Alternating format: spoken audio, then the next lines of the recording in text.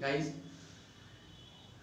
अभी सूरज डूबा नहीं, जरा सी शाम तो होने दो, मैं खुद लौट जाऊंगा, मुझे नाकाम तो होने दो, मुझे बदनाम करने का बहाना ढूंढता है जमाना, अरे मैं खुद हो जाऊंगा बदनाम, पहले मेरा नाम तो होने दो, पहले मेरा नाम तो होने दो।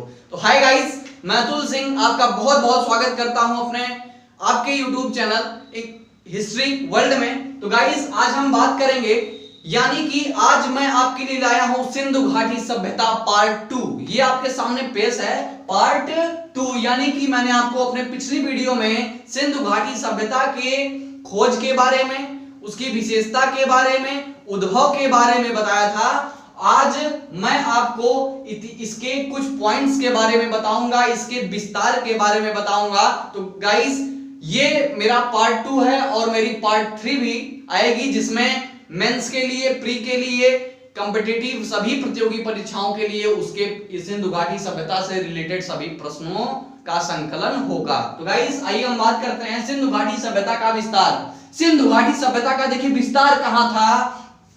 सिंधु घाटी सभ्यता के सर्वाधिक पुरा, देखिए सिंधु घाटी सभ्यता के सर्वाधिक पश्चिमी पुरा स्थल, देखिए जो जैसे ईस्ट वेस्ट नॉर्थ साउथ, तो मतलब सिंधु घाटी सभ्यता लगभग कई दिशाओं में फैली थी। तो मैं आपको बता दूं कि सिंधु घाटी सभ्यता सर्वाधिक पश्चिमी, कहां, पश्चिमी पुरा स्थल दास्क नदी के किनारे स्थित, यानी ये पश्चिमी जो सिंधु घाटी सभ्यता रही है वो दास्क नदी के किनारे सुतकांगेडोर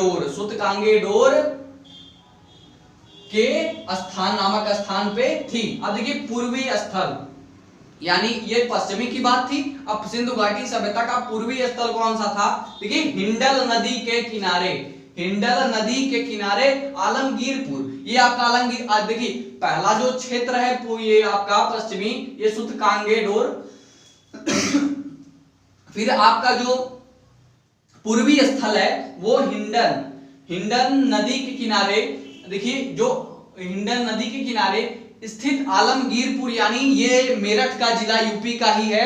तो गाइस ये मेरठ में जिला पड़ता है, तो ये मेरठ जिला का आलमगीरपुर, यहां से भी सिंधु घाटी सभ्यता मिली है, खुदाई में यहां भी पाया गया सिंधु घाटी सभ्यता को। अब देखिए उत्तरी यानी नॉर्थ साइड की बात करें, नॉर्थ साइड में जब इसका जो विस्तार था वो पूरा स्थल चिनाव नदी, इंपॉर्टेंट टॉपिक है ये सब, आप इसको नोट करते जाइए। चिनाव नदी यानी कौन सी नदी, पूर्वी, अरे सॉरी यहाँ पे उत्तरी पूरा स्थल जो था वो आपका अखनूर के निकट मादा, चिनाव नदी यानी ये जम्मू कश्मीर में पड़ता है, तो अखनूर निकट मादा जम्मू कश्मीर, ये जम्मू कश्मीर में आपका पड़ता है। ये पूरा स्थल ये वहां पे स्थित था, जो आपका नॉर्थ साइड वाला क्षेत्र था। अब देखिए दक्षिणी यानी साउथ की हम बात करें, जो साउथ आपका पूरा स्थल रहा है वो गोदावरी नदी के तट पर, गोदावरी नदी के तट पर दाइमाबाद जिला अहमदनगर ये महाराष्ट्र में पड़ता है। तो इसका देखिए विस्तार कुछ इस हिसाब से था। तो आप इसके चारों क्षेत्रों में, चारों दिशाओं में इसका जो सिंधु घाटी सभ्यता का विस्तार है आप उसको नोट कर लीजिए। तो गाइस अब हम देखेंगे कि ये जो सिंधु घाटी सभ्यता, मैंने आपको पहले ही बताया था कि जो सिंधु घाटी सभ्यता थी वो नगरीय व्यवस्था थी, वहां पे नगर बसे हुए थे। तो आइए जानते हैं कि वहां के जो नगर थे वो किस प्रकार से थे। ये सैंधव सभ्यता से प्राप्त परिपक्व अवस्था वाले स्थानों में 6 ही बड़े नगर की संख्या दी गई, यानी वहां पे नगर भी थे और देहात भी थे, अमीर भी लोग थे, गरीब भी लोग थे। तो जो अमीर लोग थे वो नगरों में निवास करते थे, तो वो जो लोग थे, तो ये वहां का महत्वपूर्ण इलाका रहा है। जो यहाँ पे 6 इलाके हैं यानी 6 बड़े नगर हैं, इनको हमने पॉइंट आउट किया है। जो कि आपका पहला था मोहनजोदड़ो, हड़प्पा, गढ़वालीवाड़ा, और देखिए धौलावीरा, राखीगढ़ी, कालीबंगन। देखिए ये आपका 6 है, ये आप इसको बहुत ही इंपॉर्टेंट है गाइस, तो आप इसको नोट कर लीजिए, ये आपका बहुत ही इंपॉर्टेंट टॉपिक है। अब देखिए सिंधु घाटी सभ्यता के लोग व्यापार भी करते थे, उनका जीवन जीने का जो एक साधन था वो व्यापार सबसे महत्वपूर्ण स्थान रखता है। तो देखिए तांबा, जैसे कि बात करें कि ये जो पर्टिकुलर आपकी जो मेटल्स है, ये जो चीजें हैं, ये कहां ये सेल करते थे। ये कहां कहां से इसका व्यापार इन लोगों का चलता था, क्योंकि तांबा जो था उसको खेतड़ी में इनका व्यापार चलता था, बलूचिस्तान में और ओमान में। ये खेतड़ी, बलूचिस्तान, ओमान, आप इसको नोट करते जाइएगा, बहुत कंपटीशनों में पूछता है सब कि तांबा कहां कहां पे ये सिंधु घाटी सभ्यता के लोग व्यापार करते थे। तो तांबा का व्यापार खेतड़ी, बलूचिस्तान, ओमान में होता था। तो गाइस चांदी कहां पे होती थी? चांदी का जो व्यापार था, चांदी का व्यापार अफगानिस्तान, ये आपका अफगानिस्तान और ईरान से करते थे। तो गाइस सोना यानी सोना का व्यापार ये कैसे करते थे? ये कर्नाटक में करते थे, अफगानिस्तान में करते थे, ईरान में करते थे। देखिए अब देखिए टीन जो था ये अफगानिस्तान में, ईरान में, और गोमेद आप इसको नोट करते जाइए। तो गोमेद सौराष्ट्र में इनका व्यापार चलता था। लाजवर्द मेसोपोटामिया से इसका व्यापार था। जो सीसा था वो केवल ईरान से व्यापार किया करते थे। तो गाइस अब ये मैंने आपको विस्तार के बारे में अपने इस वीडियो में बताया और आपको 6 बड़े नगरों के बारे में बताया जो सिंधु घाटी सभ्यता में महत्वपूर्ण स्थान रखते हैं। ये अहम हिस्सा ये उनके हैं। अब देखिए गाइस, हम बात करेंगे सिंधु घाटी सभ्यता के कुछ सामाजिक तत्व के बारे में कि वहां के लोग कैसे रहते थे, उनकी सभ्यताएं क्या थी, वो किस चीज में विश्वास रखते थे। तो गाइस देखिए, सिंधु घाटी सभ्यता की मुख्य फसल, देखिए जो इनका जीने का वो था, तो ये भाई जीने के लिए किसी भी कोई भी हो तो उसको खाने की जरूरत पड़ती है, भोजन की जरूरत पड़ती है। तो यहाँ पे गेहूं और जौ ये इनकी मुख्य फसल बताई जाती है। गेहूं और जौ इनकी मुख्य फसल बताई जाती है। देखिए सिंधु घाटी सभ्यता में देखिए ये देवी की उपासना में विश्वास रखते थे, यानी इनकी आस्था देवी की उपासना में थी। ओके, तो गाइस अब देखिए प्रचलित थी कहां पे? देवी की उपासना सिंधु घाटी सभ्यता में प्रचलित थी। अब देखिए मोहनजोदड़ो से प्राप्त स्नानागार, देखिए मोहनजोदड़ो की जब खुदाई हुई तो मोहनजोदड़ो की खुदाई में स्नानागार प्राप्त हुआ, यानी स्नानागार मिला, जो कि आपका 11.88 मीटर लंबा, 7.01 मीटर चौड़ा और आपका 2.43 मीटर गहरा था।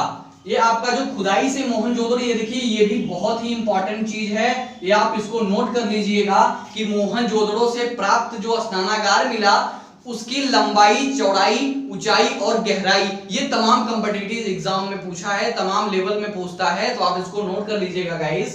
अब देखिए मोहनजोदड़ो ये एक स्मारक के रूप में है। देखिए मोहनजोदड़ो जो था, अब इसका स्नानागार एक स्मारक के रूप में है और इसके मध्य में जो इसका मेन हेड पॉइंट था, तो उसमें आपका जैसे मैंने बताया कि 11.88 मीटर ये लंबा, 7.01 मीटर चौड़ा और 2.43 मीटर गहरा था।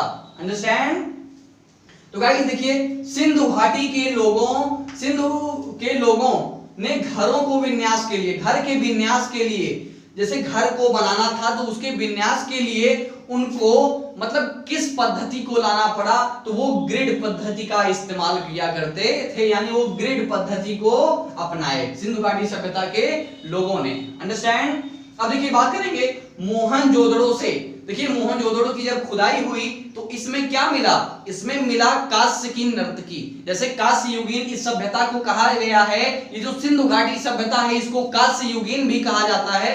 तो इस चीज को जैसे हम कांस्य युगीन कहते हैं तो यानी कोई कारण होगा। क्या कारण था? कारण ये था कि जब मोहनजोदड़ो की खुदाई हुई, जब मोहनजोदड़ो की खुदाई में आपको बता दूं कि कांस्य की मूर्ति, यानी कांस्य की मूर्ति मिली। वो मूर्ति किसकी थी? नर्तकी की, नर्तक की मूर्ति थी। तो ये इसलिए इसको इस सिंधु घाटी सभ्यता को कांस्य युगीन सभ्यता भी कहा जाता है। अंडरस्टैंड? अब देखिए सैंधववासी मिठास के लिए, यानी कि आजकल तो भाई हम चीनी यूज करते हैं, लेकिन जो सैंधववासी थे उनके पास न गन्ना था न चीनी, मतलब जब गन्ना ही नहीं रहेगा तो चीनी कहां से होगी, यानी कि वो मिठाई के लिए, कुछ मीठे चीज के लिए ये शहद का इस्तेमाल करते थे, यानी हनी को यूज करते थे।